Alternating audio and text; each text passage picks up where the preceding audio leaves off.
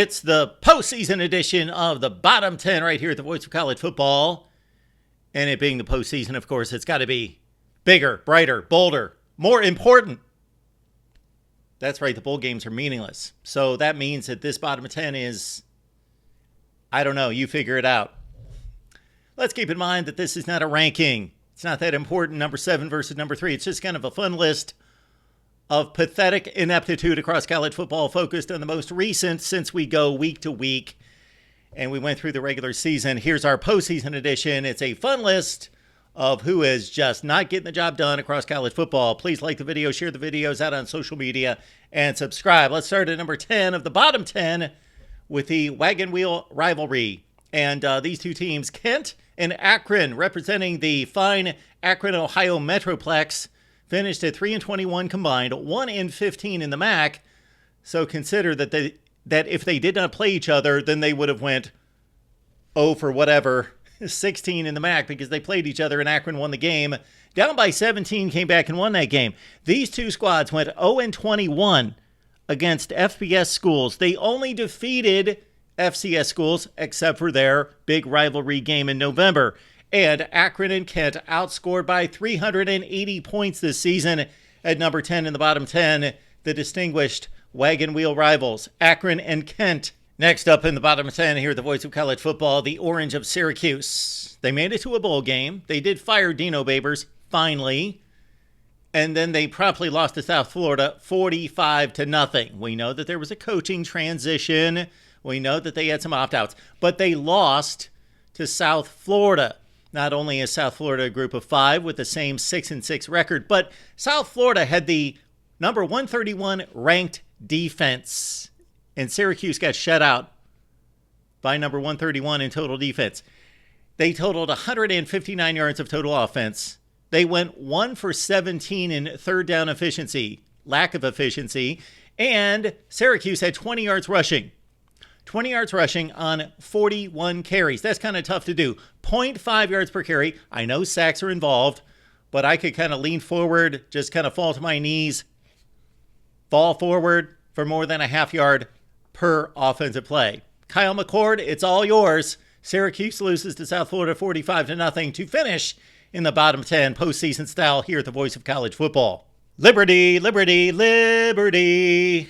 Mark, how could they possibly finish in the Bottom 10? They went 13-1 and reached the New Year's 6. Yes, they did. And yes, Flames, you had a fabulous season, but you had a flame out in the Fiesta Bowl, losing to Oregon 45-6. Not that it was unexpected. Liberty scored the first 6 points of the game, and then 5 punts, an interception, a fumble, and they were stopped on downs. Oregon won 45-6. Oregon scored 6 consecutive touchdowns. Liberty at 13-0 with no wins against the Power 5. I am marking Liberty in this spot because, number 1, they should not have been playing in this game. Number 2, they got trounced in this game. It could have been 80-6. And back to the first point, why was SMU left out of this game? Because SMU was 11-2 and won the best of the conferences in the group of 5, the American Conference, and also won it more decisively than the Mountain West, which would be the other best conference. So Liberty should not have been considered for this, despite the 13-0 record. SMU was 11-2, and oh yeah, SMU also went undefeated against group of 5 opponents in a better conference. Liberty, you should not have been in the Fiesta Bowl, and yes, after the game we determined you should not have been in the Fiesta Bowl. At number 8 in the Bottom 10, Liberty, liberty, liberty. Old Dominion blew a 28-0 lead against Western Kentucky in its bowl game. That's it. They're in the Bottom 10. You blow a 28-0 lead. Old Dominion, look at the bright side. You were never going to make the top 10, so you might as well be in the Bottom 10 and somebody talking about you. So Monarchs, you finished 6-7 because you blew a 28-0 lead. At number 7 in the Bottom 10, ODU. We all knew it would take some time for UCF, BYU, Houston, and Cincinnati to adjust to the big time, playing those big time teams not just 2 or 3 times a year, but all the time, nonstop. And the Big 12 is not the best conference, but still, those 4 teams looked awful. They finished 18-31. They went 7-29 in conference play. UCF at least made it to postseason play at 6-6, 3-6 in conference play, and could have stood up for the 4 new entries into the Big 12, except they blew a 14-0 lead against Georgia Tech and lost by 13. Next up on the bottom 10, the 4 newbies to the Big 12. Miami lost to Rutgers 31-24 in the Pinstripe Bowl. 2 pretty marginal teams, fairly close game. I picked Rutgers. What's the big deal, Mark? It's not just about this particular game. It's about Miami football in the postseason. It does not matter who's coaching Miami. It does not matter the opponent, the location, nothing. Miami does not show up in the postseason. 5 consecutive bowl losses, 1-11. 1-11 against some fairly marginal teams as well. It's not like Miami's going to New Year's 6 games every year. They went to 1. That was against Wisconsin in 2017. Miami's putrid bowl effort again in losing to Rutgers. Next on the bottom 10, Canes. Our next few entries on the bottom 10 are certainly not anywhere close to the bottom 10 teams in the country. Again, this is more of a look at college football and what is not working out there. And it was the Ohio State offense that did not work in the Cotton Bowl against Mizzou.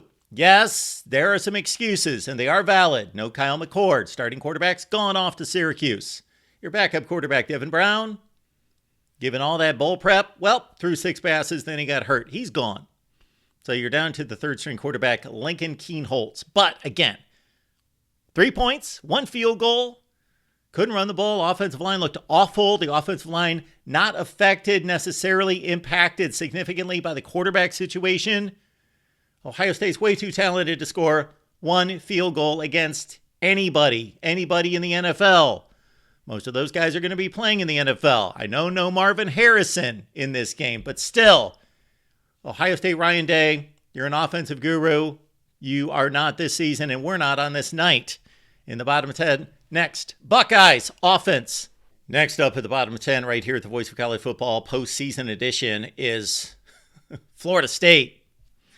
Okay, again, we know what the deal is. Opt-outs, nobody showed up, it wasn't the same team, all of that. They get trounced by Georgia 63-6. No, 63-3. Next up on the bottom 10, the worst drubbing in the history of major bowl play. Florida State. Oh, that was embarrassing. Lose to Georgia 63-3. Okay, I know what the deal is. Opt-outs, not the same team, all the best players not playing. Got it. We know Florida State's better than that. We don't know how close they would play with Georgia with the full team. We don't know. Would they lose by 3 touchdowns, 2 touchdowns, maybe win the game? We don't know. But that's just an embarrassing showing. And again, I'm not blaming any individual player for opting out. It's their right. It's their privilege. Freedom of choice in this country. However, why are players opting out of bowl games? The only thing I can figure out about a meaningless bowl game is that it's separated from the rest of the regular season in regards to time. But in regards to the meaning of the game, when these teams are out of the conference championship race with 3, 4, 5 games left, are players opting out? Those are meaningless games. There are all sorts of meaningless games played during the regular season in college football. If the true meaning of game is determining a conference and then ultimately a national championship, then there are all sorts of meaningless games. So while they are using the scoreboard and it's still operational and they're counting the touchdowns and the scores and it's up there on the scoreboard and the result goes either as a win or a loss, and for Florida State it went from 13-0 to 13-1, then you got to take accountability, got to take responsibility for the result. And this one was freaking embarrassing. So Florida State, you're in the bottom 10 for 63-3. When we need a spot filled in the bottom 10, the Iowa offense always fits the bill. It never disappoints, meaning it always disappoints. Therefore, it never disappoints in terms of being the worst. The Iowa offense finished number 133 in the nation at 234 yards per game. 28 yards per game less than Eastern Michigan, the next worst offense statistically in college football. No other 2 teams, spots back-to-back in college football from 1 to 133 were separated by more spots. It's unbelievable how incredibly anemic this offense has been. They scored 0 points against Tennessee, 35-zip, and against Penn State, and against Michigan. The three best teams on Iowa's schedule, they lost 92-0. That is utterly embarrassing. It's pathetic. Kirk Ferentz, talk all you want about winning's all that counts. Complimentary offense. Look at our wins. I'm looking at your wins. 0 against anybody good. You're in the bottom 10. Iowa's offense permanently until they get a new offensive coordinator and a new philosophy and put some points on the board. At number 1 in our bottom 10, SEC fans, don't take offense. This is just a fun little list, and it's not the worst thing in the world. You lost one game, but that one game, that one little loss, cost you a national championship game appearance for the first time since year 1 of the playoff, 10 playoffs ago. So no SEC team in the national championship game. The SEC in the bottom 10. There you go. And we've got a special addendum to the bottom 10.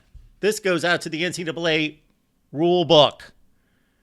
In all practicality, what was awarded Texas in the playoff game at the Sugar Bowl against Washington is an extra timeout after Dylan Johnson was injured.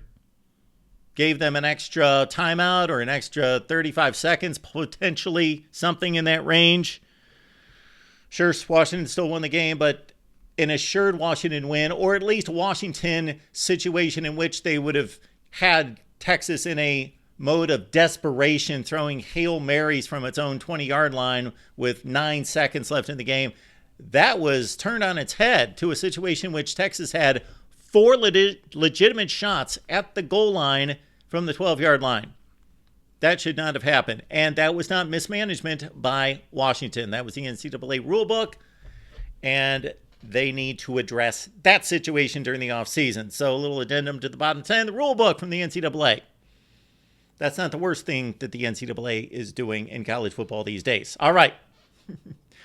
Voice of College Football postseason edition of the bottom 10. Leave your list below right here at the Voice of College Football.